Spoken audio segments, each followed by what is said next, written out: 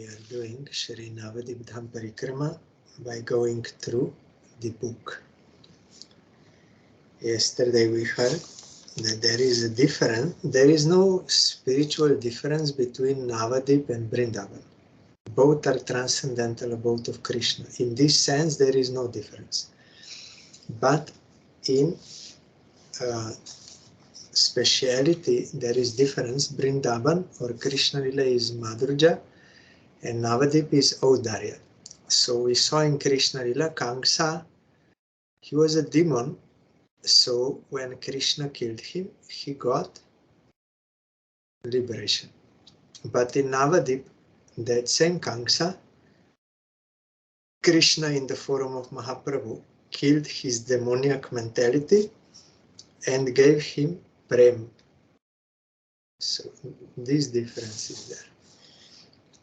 Today, our mat, when they were doing parikrama, they went to this Kazi's samadhi, where his body is there. He became pure devotee by the grace of Mahaprabhu, and he wrote in his will that no one in my future generation should stop Sankirtan. So you will see both Muslims and Hindus. Both go there to bow down to chant Kazi and pray for his grace at his samadhi. So we also heard, if there are offenses existing in a sadhaka's heart, Krishna's name and holy abode will remove them after a long time only.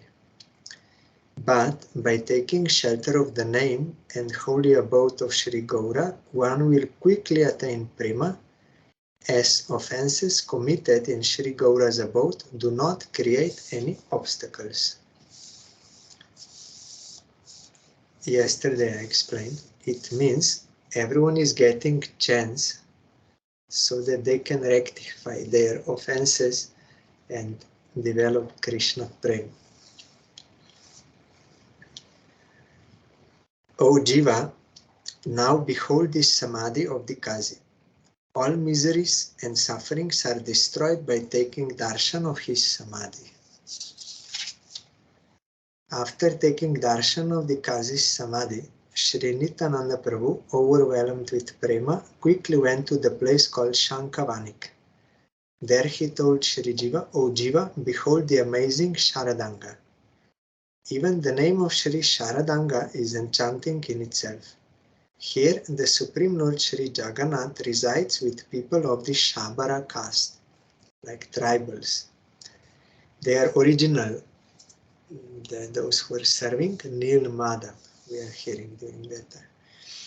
In ancient times, when the barbaric Raktabahu began his violent atrocities, Lord Jagannath came here with his beloved servants.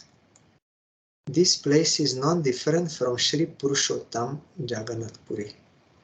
It is certain that Lord Jagannath resides here eternally. Thereafter, Sri Nityananda Prabhu went past the village of Tantuvaya and saw the house of Kola Bej Sridhar. Sri Nityananda Prabhu said, after performing Kirtan, Sri Gaura Hari rested here to bestow mercy upon his fatigued devotees. This place is therefore called Vishram Stan, or place of resting. You should also take rest here in the house of Sridhar. Our mat also, they will take prasad there on that field in front and take rest. Nowadays, we didn't, when with Gurudev, we didn't go directly to his house because there was a forest and it was difficult, but once I went alone. Some years back, I went alone. There is one small indication, like a chapel of his house. So I laid down there and I took rest, because that is a place of rest. When Sridhar received the news of Sri Nityananda Prabhu's arrival, he came there, offered his full obeisances to the Lord and began to worship him. Sridhar said to Sri Nityananda Prabhu, O Lord, you are so merciful to this servant. My prayer to you is to please take rest in my cottage. Shri Nityananda Prabhu said, you are greatly fortunate because Shri Gaura Hari himself has bestowed his mercy upon you. We are hearing from Chaitanya Bhagavat his glories. We too will rest here today. Sridhar became fully satisfied by hearing Shri Nityananda Prabhu's words. With great care, Sridhar brought paraphernalia to serve the Lord and arranged for Brahmana devotees to cook. When Prabhu, Shri Nityananda and Srivas Pandit had finished their meals, Shri Jiva took their remnants with great joy. After the meal, Sridhar made Shri Nityananda Prabhu rest on a bed, and along with his entire family, he served the Lord's divine feet. Because Jiva Goswami is very young, they are old, Nityananda and others. Jiva Goswami is young, so he can get remnants.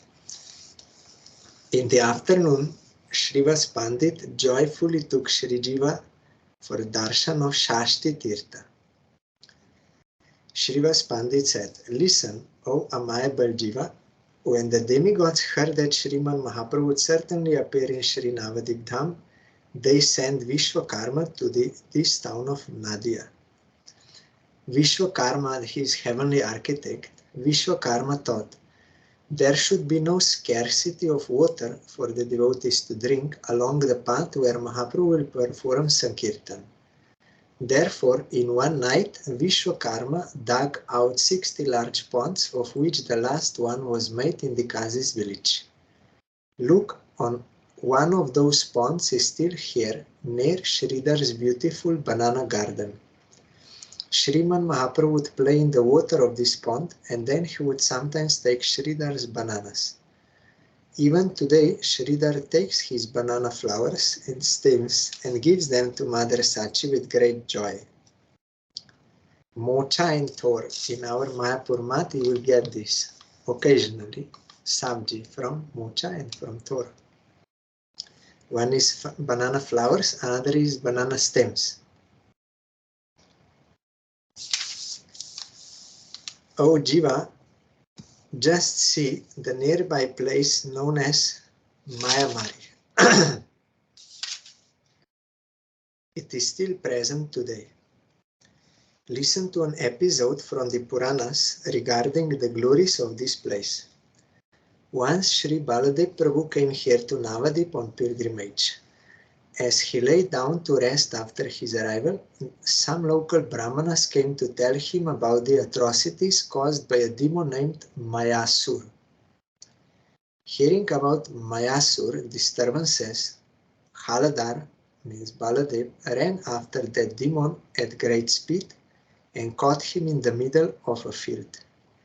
A fierce battle ensued between Mayasur and Sri Baladev Prabhu, and finally the demon died in the hands of Sri Baladev.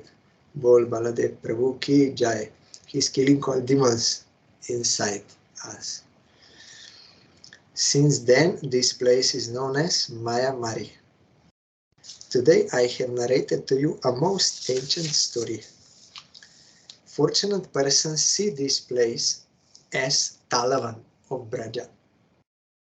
There also Baladev killed that Dhenukasur in the form of donkey.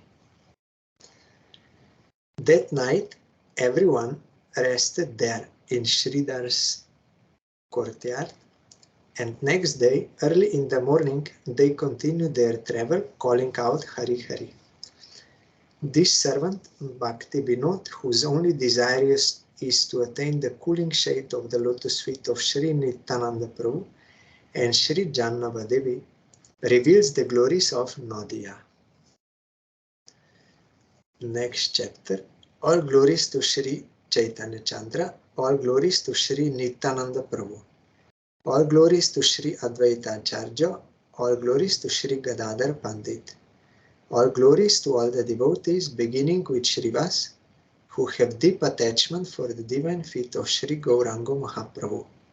All glories to the topmost Dham, Sri Navadwip. Shri Suvarna Vihar. Our mat will do this Parikrama tomorrow, Suvarna Vihar. Shri Nityananda Prabhu took Shri Jiva from Vishram Stan, which means Shridar's courtyard, to Suvarna Vihar.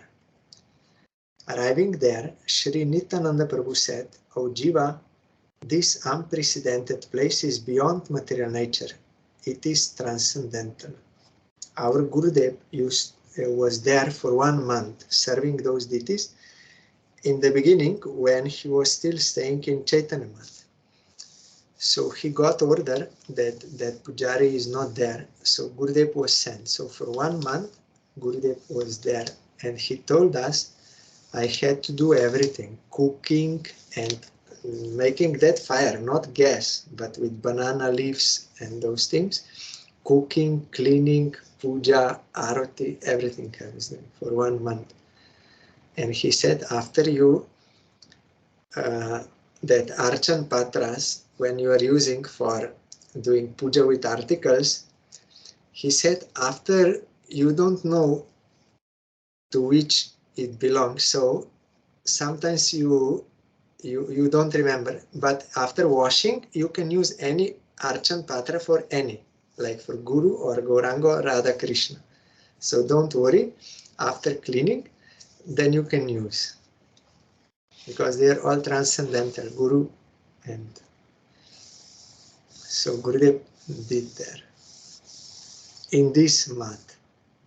Now they made nice construction and they also installed new deities, bigger, but the smaller one they were before, those deities Gurudev served there 1 month.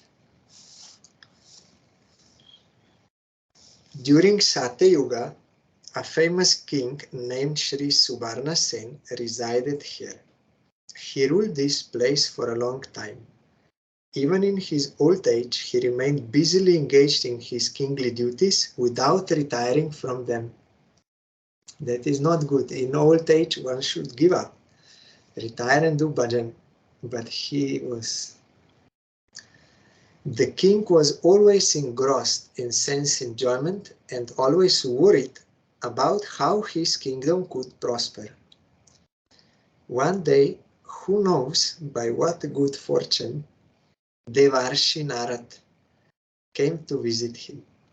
Upon seeing Shri Narad, the king offered prayers and worshipped him. Seeing the king's condition, Shri Narad's heart filled with compassion for him. He took the king to a secluded place and instructed him about the real truth. Shri Narad said, "O king, you are spending your days uselessly pondering how to gather wealth. You should understand that wealth does not bring fortune, but rather misfortune. Just once contemplate in your heart the divine knowledge of actual fortune, the fifth goal of human life, Krishna Prema. Wife, sons, friends, relatives, and others are not ours. After that, no one of them belongs to us. After your death, your body will be cremated on the bank of a river, and the ashes will be thrown in its waters. Everyone will then go back to their respective homes. Since no one belongs to you, why are you maintaining false hope that they do? Why are you trying to quench your thirst by remaining attached to sense enjoyment, which, being only a tiny drop, is unable to quench your thirst? Actually, all jivas, they do not come by our will and they do not go by our will. They come by the will of Krishna and they go by the will of Krishna. They belong to him. No one belongs to us on bodily platform, and we don't belong to anyone on bodily platform. That is all temporary, false. The real relation is with Krishna and with all in relation to Krishna. but Krishna is the owner of everyone. So according to their karma, previous karma, they will take certain birth, will be related bodily to some, and when those results will finish, at that moment, when Krishna will give that result, he will have to leave, and that relations also will be lost. The reality is all belong to Krishna, I also belong to Krishna, and Krishna is regulating the fruits of actions. So due to, here Narad is saying, due to wrong attachment, we suffer. Thinking he is mine, so, and for me, and I have certain desires with that. So then when it is not according to my desire, then I become disturbed and I feel pain. It is because of this. Pain is always, all sort of suffering, pains, everything is due to only one reason. Very simple. Separate desire. Separate from Krishna's desire. Immediately when we have this, we are in Maya, and because of that we have to suffer. So we have to learn by the grace of Narad what he will say further. If you say that attempting to accumulate wealth will enable you to attain happiness and relieve your life of suffering, then I have to say, O king, that this is completely false, because life itself is temporary. It will not last for more than 100 years. You should therefore understand the essence of life, the real purpose of life. Just see, we have only attained the human form of life to cross over the ocean of material existence, or, in other words, to perform bhajan. Do you know how to attain that place where there is no lamentation, sorrow, or fear? Make an effort to understand how.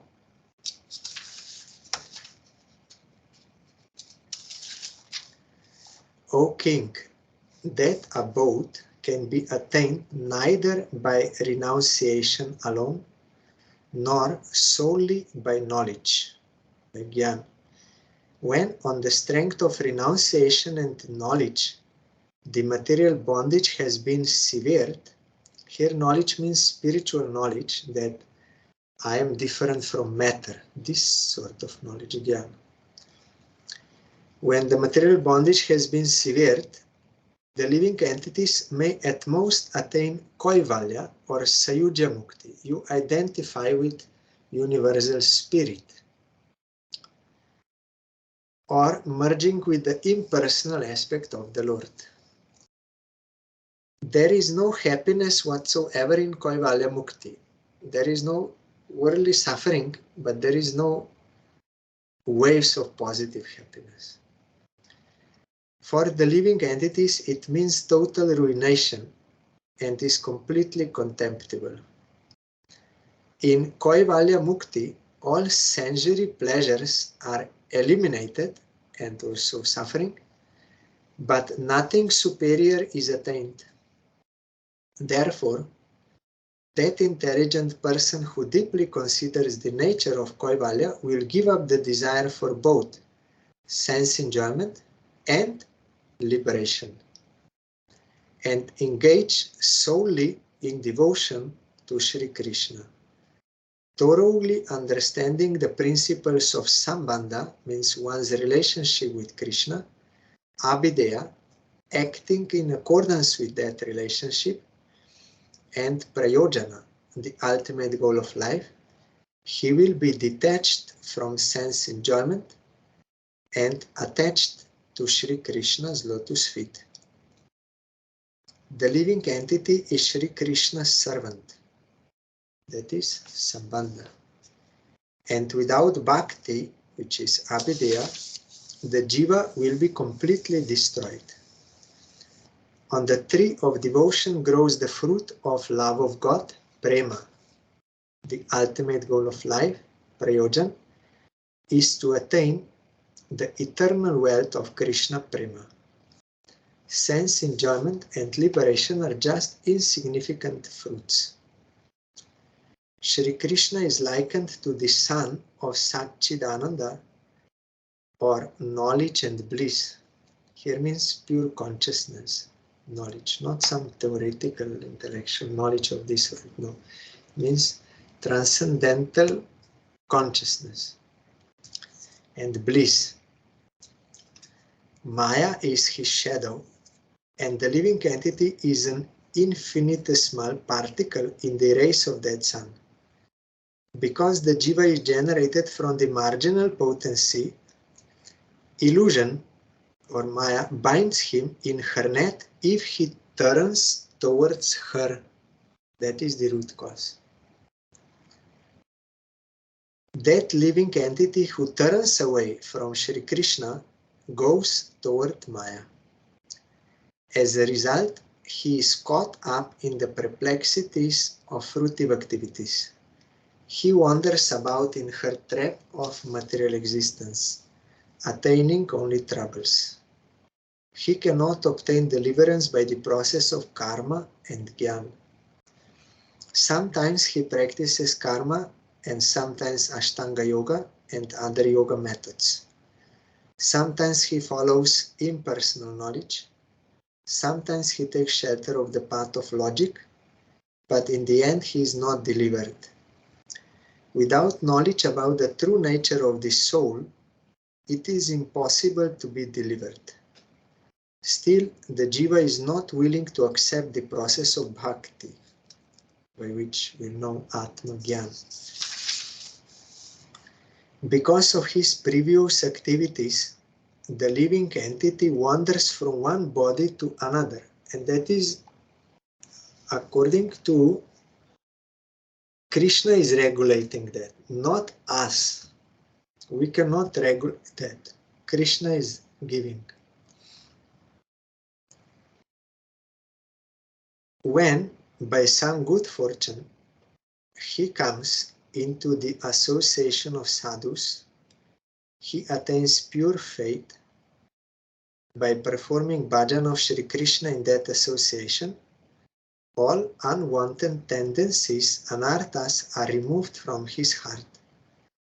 He thereby attains pure nishtha, or steadiness in his devotional practices. By continuously performing bhajan, his nishtha gradually transforms into ruchi, intense relish for serving Krishna, like Sridhar Prabhu before we heard. He was very poor, but he was always happy. Why? Because he was devotee of Krishna. So Mahaprabhu also offered him, I can give you whatever you like. This whole world property or this liberation, yoga, everything you just say, I can give you everything. Sridhar said, I don't want anything. I should be your servant, life after life. Same Bali Maharaj said, when Vaman Dev put his feet on his head. I said, I don't want anything. Why? Because they have they got higher taste. Even if you try to force them, they will not take that. Impossible. Because they have that taste, and also they have within that taste, absolute knowledge is also there. Like if someone, now you have experience, if someone says to you, when you are thirsty, I'm giving you a glass of sand from the beach and the glass of water. So I'm giving you a glass of sand, you drink it. Will you drink it? Never. Impossible. Because you know what is that and what is water. It is impossible. So they have all knowledge and they have that taste. So it is impossible for them. Conditioned souls, those who are in illusion, we falsely think we will be happy by these things. That is like phantasmagoria. It looks like, but in the end, it will not give you what you want, and you will suffer. That is illusion. Thereafter, gradually transforms into ruchi and then into asakti, deep attachment for both the practice and the goal of spiritual life, Shri Krishna. Thereafter, bhav, transcendental emotion, manifests, and after that, prema, pure transcendental love, manifests from bhav. Shuddha bhakti or pure devotion makes its appearance in this sequence. In this world, you will find emotional abuse. Why? Because of false ego of both. Then emotional abuse is there. But this is transcendental emotion. That is different. That is always blissful, fulfilling. That we have to awake. Hearing and chanting about the Supreme Lord's qualities, glories and so forth, remembering, serving and worshipping Him, offering Him obeisances, becoming His servant, becoming His friend, and offering one's own self to Him is called the 9 limbs of devotional service. A person who follows this 9-fold process of devotion under the guidance of devotees will achieve the wealth of love of Krishna. You are greatly blessed, King, because your residence is in Shri Navadwip Dham. Your good fortune has arisen because of your staying in the Dham. That was his Sukriti. That is why Narad came. When one gathers enough Sukriti, that faith will awaken, then by Krishna's mercy he will get association of a real devotee. One who is established in devotion to Krishna, he can help us.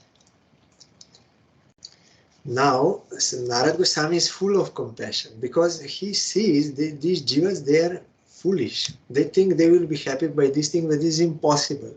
He directly sees the truth. So out of compassion, he wants to rescue those jivas.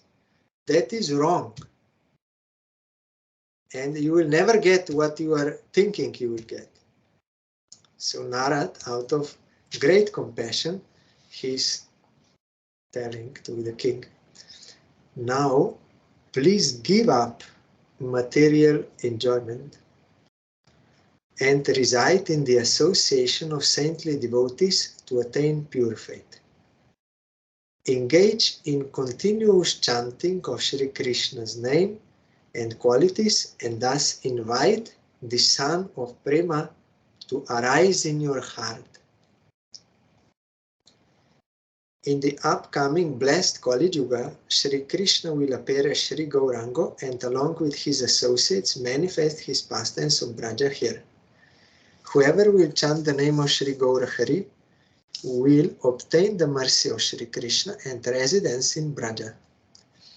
A person who worships Shri Krishna without taking shelter of Gaurahari and without chanting his name will attain Shri Krishna after a long time. But if someone chants the name of Shri Gaurahari, he will quickly attain Shri Krishna and all his offenses will be vanquished. Saying this, Narad lost his composure and he began to chant Shri Gaurahari and dance while playing his veena. His veena also sang along with him. O Gaurahari, when will that fortunate age of Kali come? See how compassionate is real devotee. After instructing the king about Krishna Bhakti in this way, Shri Narad Muni left that place. He did his job, then he went. This is his service to Krishna and compassion to Jiva. By the mercy of Narad, Prema arose in the heart of the king. He began to chant Gaurango, Gaurango and dance. and he begged for prema from the sadhus.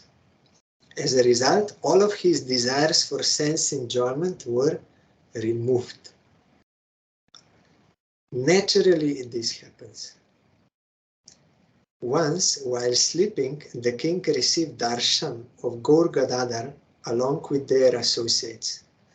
Sri Gaura Hari, whose complexion is like molten gold, was dancing in his own courtyard with all of his devotees. They were chanting Hare Krishna and embracing one another.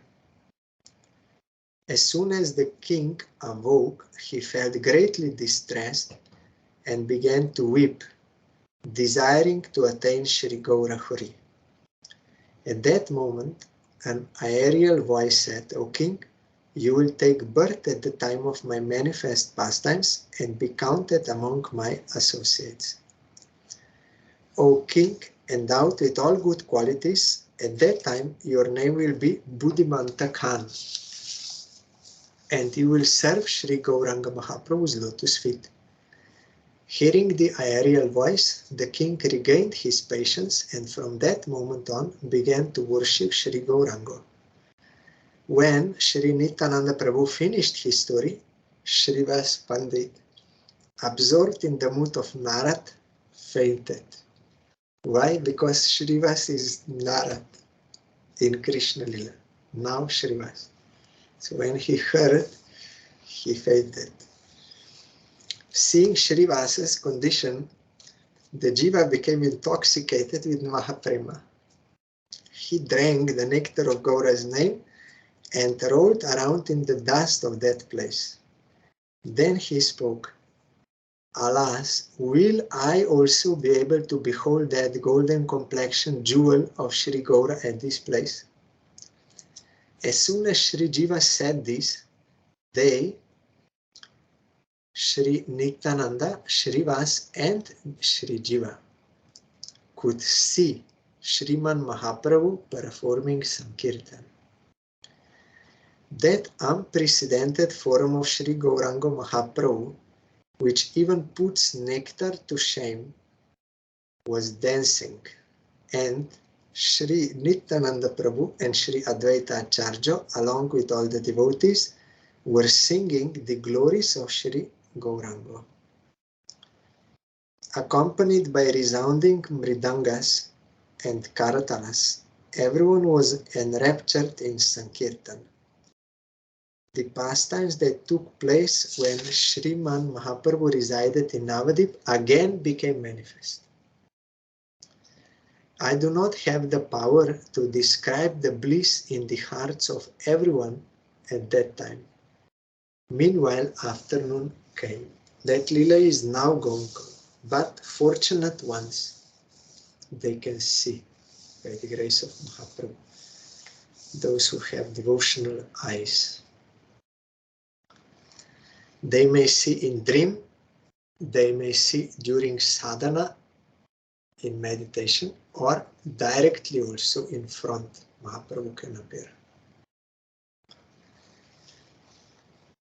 They all arrived in the village of Devapali, loudly singing the glories of Sri Gauranga Mahaprabhu. They took rest and then, as guests of the deity Sri Nrishingadev, they honored lunch prasad. Our mat also, tomorrow we'll go there. There also we take lunch prasad in Nrishinga's place. At the end of the day, they wandered throughout the village. Sri Nityananda Prabhu said, "This is Devapali. The famous temple of Sri Nrishinga Bhagavan has been here ever since Satya Yuga. After the Supreme Lord Sri Hari showed mercy upon Prahlad by killing Hiranyakashipu, he rested at this place. Brahma and other demigods built residences for themselves here, and thus a village was founded. All these demigods resided on top of hillocks, tilas, on the river Mandakini's bank and became absorbed in the service of Lord Sri Nrishingadev. Bol Shri Nrsimha Bhagavan Ki Jai. According to the verdict of the scriptures, this Shri Nrsimha Kshetra, which is situated in Shri Navadwip Dham, is supremely sacred or purifying. Pavan, this word is there. Parama Pavan, Shastra, supremely you will be purified, you will be rescued by the grace of this place. All obstacles to your bhajan will be removed. O Jiva, behold Surjatila and Brahmatila. Previously, Nrishingatila was situated to the east of these tilas, but now this place has changed. Just see Ganesh Tila and after that Indra Tila. There are so many hillocks here. Although Vishwakarma Mahashaya, that is heavenly architect, constructed innumerable diamond and pearl-studded residences here that were suitable for demigods, the buildings have all disappeared over time. Now even the river Mandakini has dried up. Only the hillocks remain. Just see these innumerable pieces of stone here. They are all ruins of temples. Again, after some time, one devotee will attain a drop of mercy of Shri Nrsimha Bhagavan and build a huge temple there. He will install Shri Nrsimha Dev here and re-establish worship of him.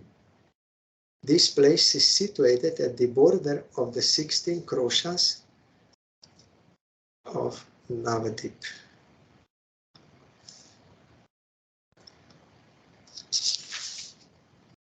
Nowadays, that worship of Nrsimha Dev in Nrsimhapali is managed by ISKCON. And one pujari is coming. You can offer donation there to make kheer for Nrsimha and for Abhishek and all service you can offer there. This wretched beggar, Bhakti Vinod, whose only treasure is service to the lotus feet of Sri Nityananda Prabhu and Sri Jannabadevi, abandons the web of Maya and sings of Sri Navadvip's glories to which there is no end. You will find in Srila Bhaktivinoda Thakur's book Navadvip Bhavataranga that there in Nrsimhapali, Nrsimha Bhagavan appeared to him. And Bhaktivinoda Thakur was praying for his grace and Nrsimhavan blessed him. Yes, by the grace of my devotees, all obstacles of bhajan will be removed. You just stay here in Navadvip. By the grace of my devotees, all obstacles of bhajan will be removed, and you peacefully worship Radha Krishna and Chaitanya Mahaprabhu. That is the blessing of Nrsimha Bhagavan. Our Gurudev also told daily you have to remember chant Nrsimha mantra, at least in the morning when you wake up and before going to sleep. Because we are under the influence of all these obstacles, anarthas, from within, from without, so many things. So we have to pray for him. And by his grace, we can then chant Panchatattva mantra and Maha mantra purely. All glories, next chapter, all glories to Sri Sachinandan, the son of Mother Sachi. All glories to the Avaduta Sri Nityananda Prabhu. All glories to the King of Devotees, Sri Advaita Acharya, the Lord of Sita. All glories to Sri Gadadhar Pandit and the Society of Devotees. All glories to the most beautiful Sri Navadwip Dham. All glories to the holy name of Sri Gaura. Srivas Pandit and the other devotees called out Hari Hari and proceeded along with Sri Nityananda Prabhu. As he was talking, Sri Nityananda Prabhu, being carried away by prema, swayed and stammered as if intoxicated. Like this he was going. Streams of tears flowed from his eyes, and overwhelmed with emotion, he called out, Gaur, Gaur.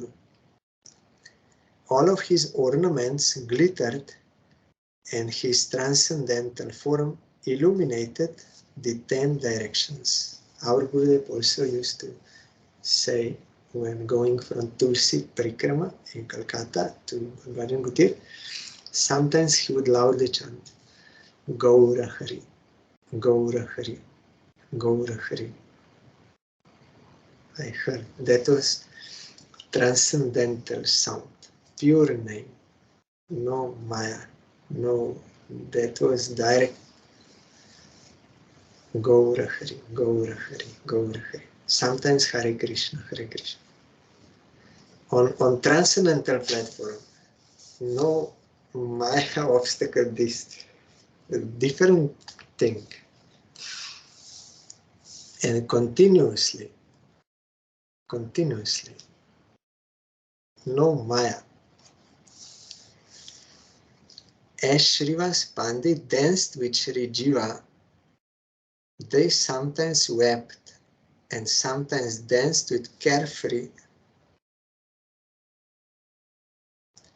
No, I don't know if I read this. All of Nityananda Prabhu's ornaments glittered and his transcendental form illuminated the 10 directions.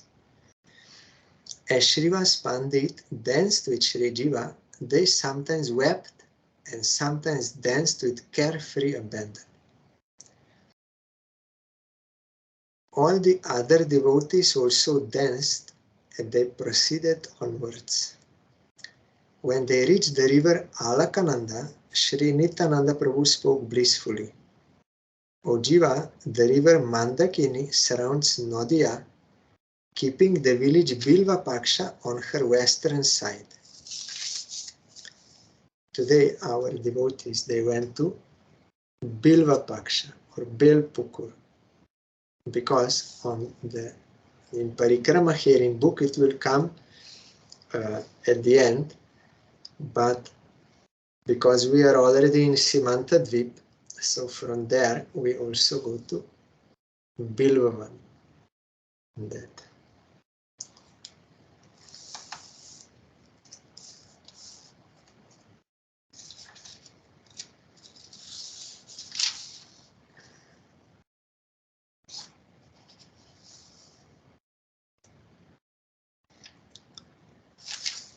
At Suvarna Vihar, which you saw previously, the rivers Mandakini and Alakananda part from each other.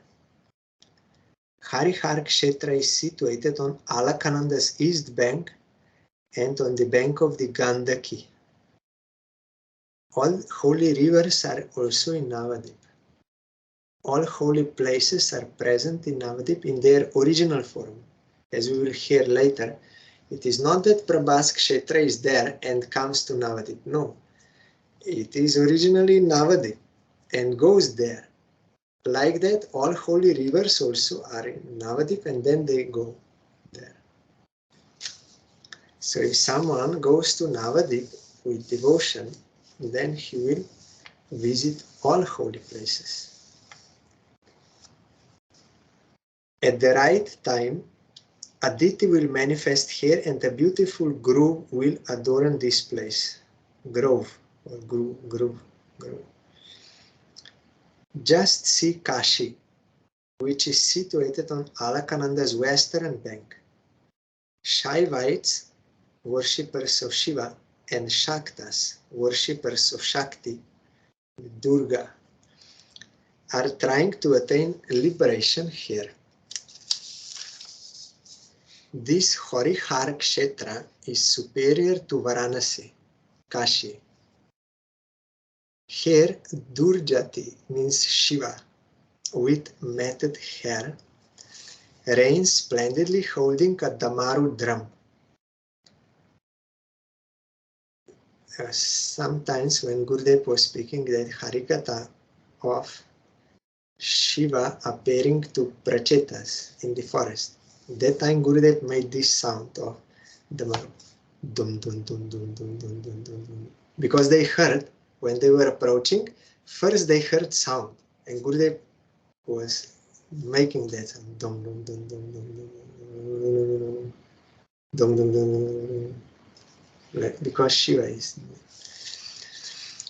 is always dancing here, chanting Gaur Gaur, and praying for his followers to obtain Gaur Bhakti. Praying to Mahaprabhu, may you bestow Gaur, may you bestow your Bhakti to them. So compassionate. The liberation obtained by sannyasis after living in Kashi and practicing Gyan for 1,000 years is here kicked away by the devotees as they dance and chant the name of Sri Gauranga Mahaprabhu. These devotees consider themselves fortunate just to drink the nectar of Sri Gaura's name. Because if we dance for sense enjoyment in this world, then we will also get reaction suffering. So those who are jnanis, they want to give up all this sense enjoyment and get liberation. But this is another dancing, that is dancing for the service of Krishna. That is far superior bliss than liberation. The only point is the target. If target is self-centered for you, then that is poison. If it is for Krishna's service, then even this liberation is a poison. No service of Krishna there. It's useless. So that is why devotees, they can kick that liberation. That is useless. And they are dancing for Krishna. That is natural function for all jivas. And blissful and pure, proper. So they dance and chant the name of Sri Gauranga Mahaprabhu. These devotees consider themselves fortunate just to drink the nectar of Sri Gaura's name. If any living being leaves his body in this place, in his final moment, Lord Shiva chants the name of Sri Gaura in his ear and thus liberates him. This holy abode is also called Mahavaranasi, because the living entities here need not fear dying. Here explanation, considering that they will definitely attain a transcendental destination upon hearing the pure name of Sri Gaura emanate from Lord Shiva's mouth. In other words, they need not worry about their destination after that.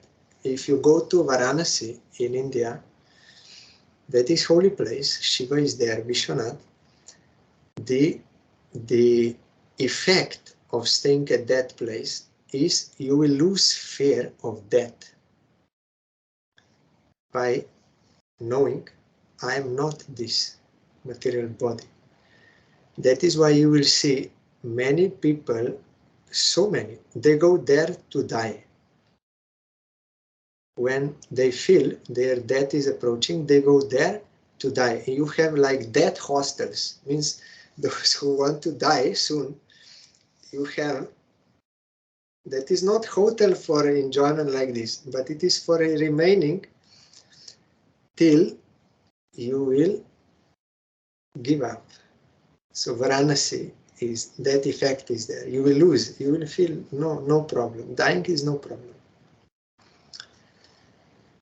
And here, this is Mahavaranasi. You will also have no fear of death and you will get superior, because Shiva here will not only give you that feeling of you are not this body, you are spirit, but he will chant the name of Gaura in your ear, and devotion will be awakened, and you will get seva of Mahaprabhu, because Shiva is pure devotee. So he is enkindling that devotion in our heart. So there is no fear Shiva will give devotion and you will go to Gauranga Mahaprabhu's lotus feet. Saying this, Sri Nityananda Prabhu began to dance and prayed that Sri Jiva may also attain prema for Sri Gaurahari. You will find in Upanishads, if someone will be liberated or if someone will remain in samsara, there is difference how he will give up this body. According to his activities, if he did worship, then he will be liberated, otherwise not. So there are 101 nadis in the body, and only if you enter into one, that 101, then you will be liberated. If in any other you will enter, you cannot, you will again be born. So how one will know which one to go? Those who are devotees, it is stated there, Krishna will, by his mercy, will guide them. He will show them this one. He will enlighten them from within and will say this one. Then they will go by Devayana path and ultimately reach transcendental abode. That is in general. But also, whoever is already pure devotee, directly Krishna will take him or his associates. So here also one need not worry, because Shiva will come and he will chant Gaura's name in your ear. That is why when some devotee is giving up body, then all devotees, they will chant Mahamantra.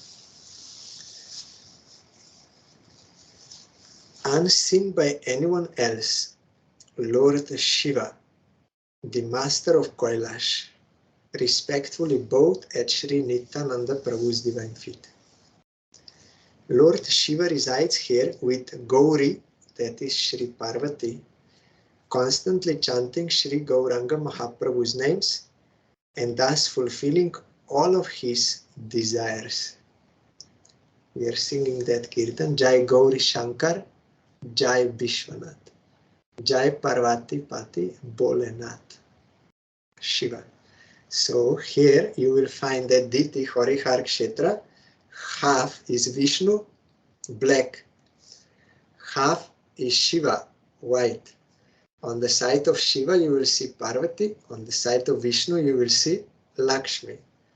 So our Gurudev explained, this deity does not say that Shiva and Vishnu are identical, but they are very intimately connected. Shiva is very dear to Vishnu, so they're like one in interest or in purpose.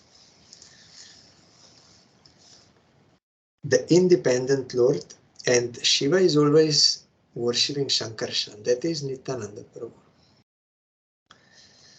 The Chitraketu Maharaj and Shiva, they are god brothers. They are both worshipping Shankarshan.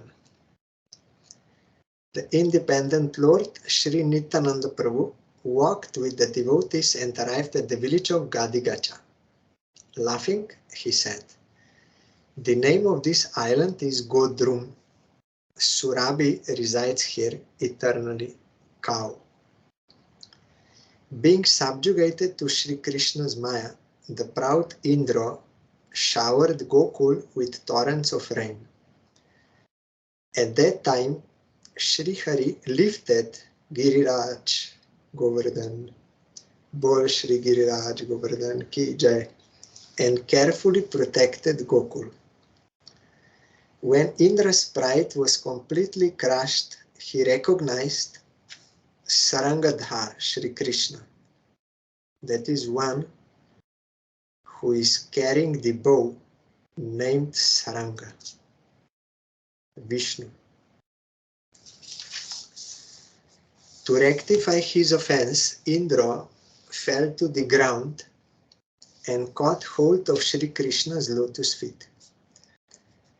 Although Sri Nandanandan, the ocean of mercy, forgave and pacified Indra, The fear in Indra's heart did not diminish.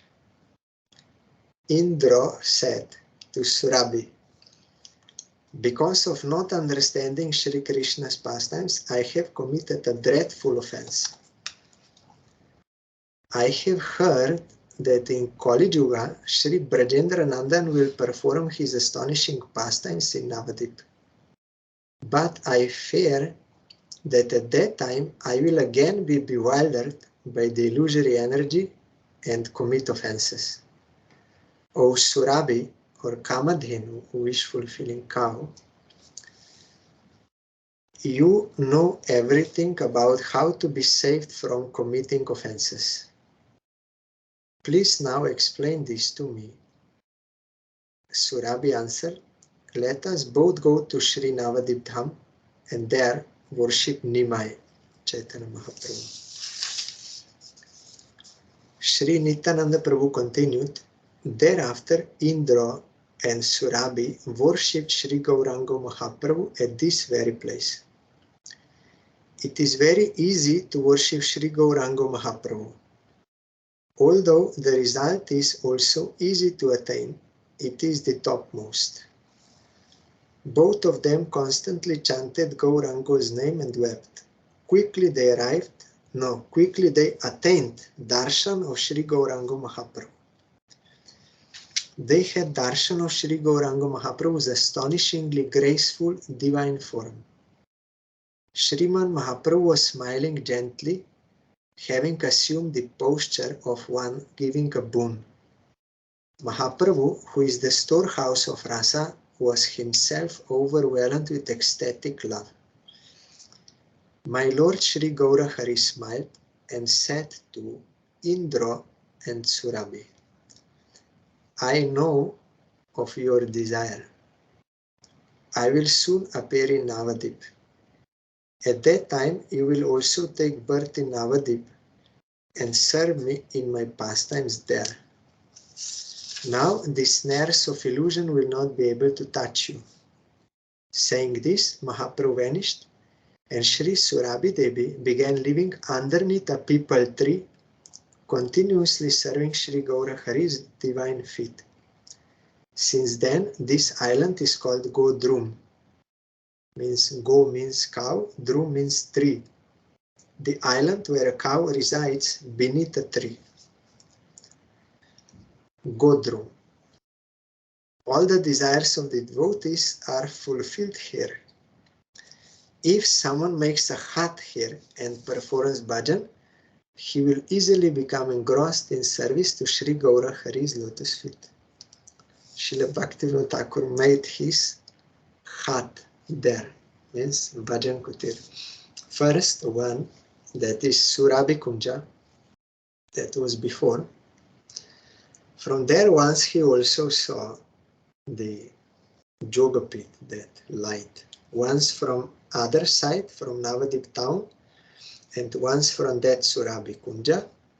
That house now also devotees, they got it, and there is one mat there big. And later on, Bhaktivinoda Thakur made his bhajan kutir in Swananda Sukada Kunja. Tomorrow, devotees will go there. There is also Samadhi Mandir of Srila Bhaktivinoda Thakur and bhajan kutir of Prabhupada and also Gorkishore Das Babaji. And Samadhi of Krishna Das Babaji, Sevak of Bhaktivinoda Thakur. And now also they made nicely there one like separate place for Surabhi, cow. You can serve her, and Shiva also. Shiva Linga is there. You can serve. Once Markandeya Rishi, the son of Mrikanda, came to this island at the time of universal devastation. His story is truly wonderful. Although the sage had received a lifespan of 7 kalpas, he had to face great danger at the time of devastation because every place became inundated with water. The sage began searching for somewhere to stay. You know, Mrikanda came to know that his son has only 10 years to live. According to his prarabdha karma, seen in horoscope, only 10 years. So he was sad, and he did not tell to son, but he told him, you bow down to everyone. So once some sages, they came, and he bowed down to them, and small child, they were very affectionate, they blessed him, may you have long life, may you have long life. Then that father said, actually sadly, only 10 years is he spent. Then the sages, they were very compassionate, and already they gave boon, so they went to Brahma, and they explained everything to him. Then Brahma said, yes, okay, I am giving my blessing. He will live for 7 kalpas and 7 days of Brahma. It's very long. And in between there is this devastation during night time. So, by the grace of superior persons, you can get that blessing. But ultimately he understood that having long life is not the purpose. Purpose is to serve Krishna. So by the blessing of superior, you can change also karma. Like sadhus, they will give that. But the point is we should not pray to them for anything material, but they may give, but they will give only so that we get the lesson out of it. But actually what sadhus, they want to give is devotion to Krishna. That is our real requirement. This we will read in Bhagavatam about how he had to suffer during devastation. As he was carried away by the water, he thought, alas, alas, why did I ask for such a boon? Only Sri Navadwip Dham, extending 16 kroshas, remained to give shelter to the devotees, while all other places became inundated with water during the partial dissolution, but Navadwip is okay, no disturbance there. Tossed about in the waves, the sage became unconscious upon reaching Sri Navadwip Dham. Surabhi saw the sage floating in the water. Out of mercy, she carefully lifted him out of the water. Upon regaining consciousness, Markandeya Rishi beheld the amazing Navadwip. He saw that it extended for 2 billion miles and that it was beautified by countless flowing rivers and waterfalls. How is it possible that he can see 2 billion miles that is long?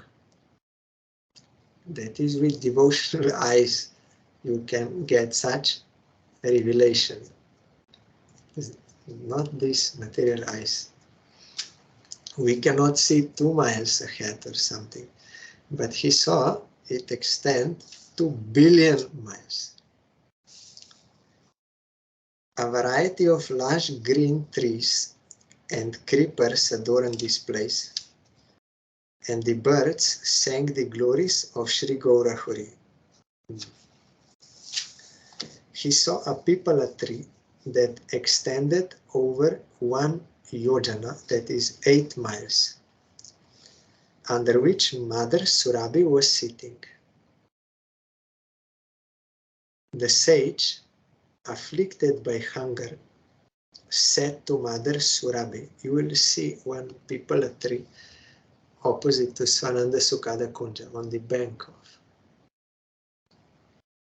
Saraswati.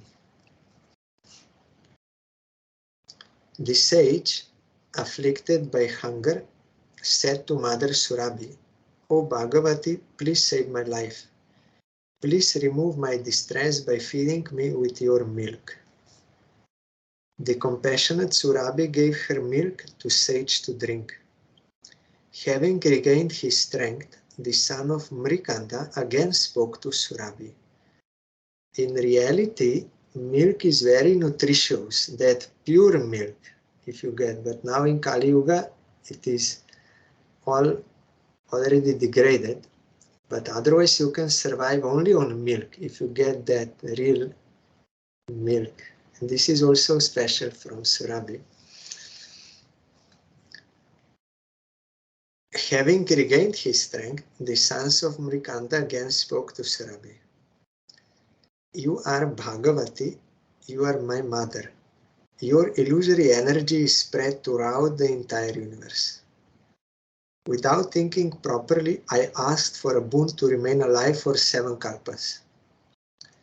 But, O Mother, the time of devastation is fraught with much distress and trouble, and therefore completely devoid of happiness. O Mother, what shall I do? Please be merciful and tell me how I can be freed from this unhappiness. After hearing, because we think, let me live longer, but we heard, having life full of misery, what is the use? Point is, we have to properly utilize the life for the service of Krishna. After hearing his words, Mother Surabhi answered, stay here and worship Sri Gaura Hari's lotus feet. This Navadwip is beyond material nature and is therefore never destroyed.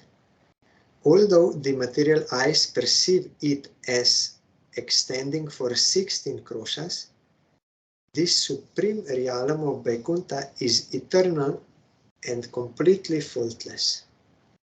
Here, space and time are always above material existence, and no one here knows anything about the material illusory energy. Please behold this wonderful Navadwip Dham.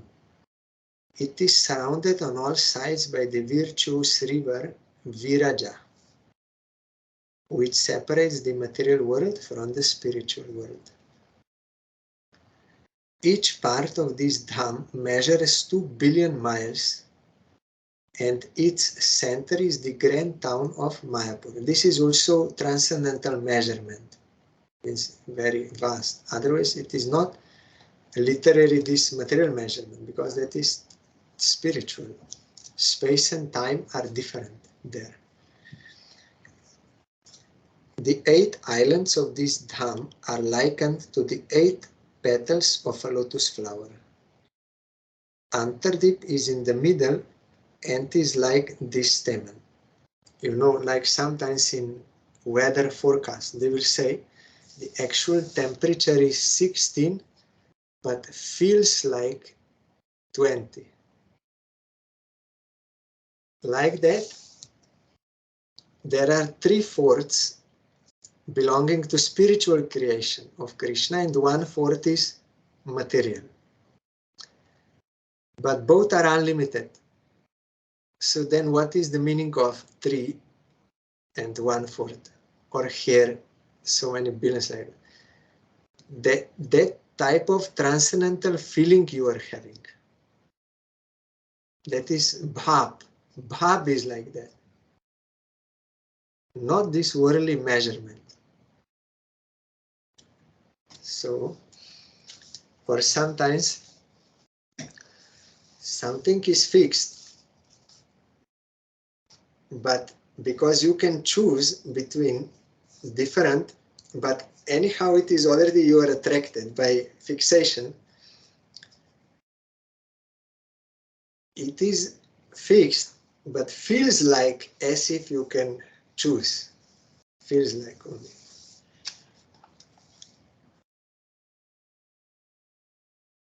Like in many options are there, but it is already known which one you will choose. So that is fixed, but at the same time it feels like you can choose because there are many options and you can choose, but you will be attracted to this one.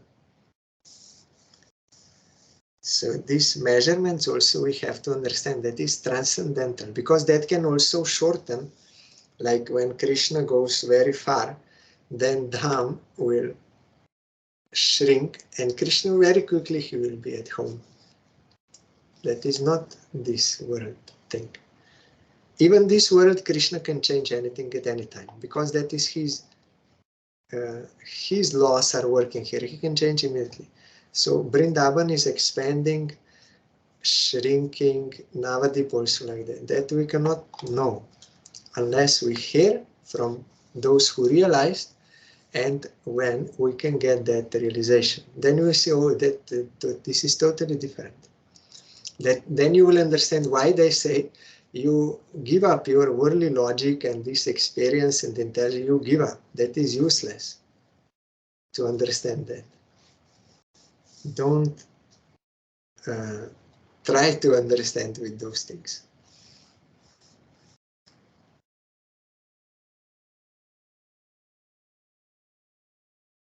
The 8 islands of this Dham are likened to the 8 petals of a lotus flower. Antardip is in the middle and is like the stem. Like our Gurudev taught, when one goes to Dham, Golok Vrindavan, Navadwip, when one goes, then he has no desire to come to this world. No desire. Why? Because that is different. So this we have to realize. We have to hear and realize. Then no more desire for this. It is like a shadow, like phantasmagoria. No substance, no actual reality. Now we think this is concrete, that is something abstract. No one saw it and we don't know. But those who realize, they know this is all empty. That is reality. This is illusion. What you are thinking is concrete. This is illusion. All holy places, demigods and sages reside here worshipping Sri Gauranga. O Markandeya, you also should take shelter of Sri Gauranga Mahaprabhu's lotus feet, knowing them to be the only true wealth. Completely give up the desires for sense enjoyment, liberation, etc., and take shelter of pure bhakti dharma. By worshipping Sri Gauranga Mahaprabhu, we will quickly attain the fruit of Madhur Prem. When Prem appears in someone's heart, it drowns him in the nectar of Sri Krishna's various loving pastimes. He will attain the shelter of Sri Radha's lotus feet in Braja, and his heart will be always immersed in service to the divine couple. You should clearly understand one thing. By serving the Lord, one can attain incomparable happiness. In impersonal liberation, the happiness is only insignificant and imaginary.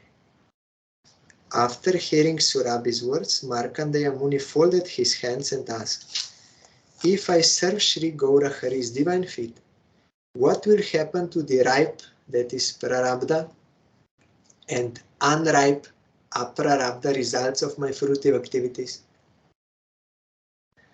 After hearing this question, means we did some actions. The results which are not yet we are not yet experiencing the result, that is called aprarabdha karma, waiting, latent, waiting. But those fruits which we are already experiencing, that is prarabdha. So one can destroy aprarabdha by jnana, but not prarabdha. So now here Surabhi will say, after hearing his question, Mother Surabhi explained the essence of all established philosophical truths, Siddhanta. There is no consideration of rules and regulations in the worship of Sri Gaura. When you call out the name of Sri Gaura Hari, all of your karma is destroyed. You will not experience difficulties anymore, and your disease of material existence, repeated birth and death, will be removed for good. That is pure name when we chant. Ajamil got this only by Namabhas. But if offenses are there, and that offensive mentality, then one does not get the result of Namabhas. What to speak of Shuddhanam. So we have to do worship of Gauranga Mahaprabhu under the guidance of pure devotees, when all offenses will be gradually removed, all offensive mentality, and affection for Gauranga Mahaprabhu, love will awaken. Then by that pure name, when you will serve, then all your karma ever destroyed. And no attraction for this world. Not only is karma destroyed, the results of Gyan is cut at the root. You will not desire liberation. You will be immersed in the loving mellows, means rasa, of Gauranga, by staying on this island and worshipping Sri Gaurahari. Markandeya Muni smiled blissfully upon hearing Mother Surabhi's words and called out, Gaur, Gaur. Sometimes he cried and sometimes he laughed. Sri Nityananda Prabhu said, O Jiva, just behold this unprecedented place where Markandeya Rishi regained his life. Sri Jiva was inundated with supreme bliss when he heard the glories of Sri Gauranga Mahaprabhu emanating from the mouth of Sri Nityananda Prabhu. That day they took rest at that place and started towards Navadwip the next morning, chanting the name of Lord Hari. Knowing that service to Sri Nityananda Prabhu and Sri Jannava Devi's lotus feet is the essence of life, and holding the order of Sri Nityananda Prabhu on his head, this insignificant and lowly Bhakti Vinod is describing the magnificence of Nadia. Tomorrow we will continue. So, by pure devotion, only by pure devotion, one can destroy both aprarabdha karma and prarabdha karma also. Only by pure devotion. So tomorrow we will hear further. Tomorrow is Ekadashi, means Mahadvadashi here, fasting.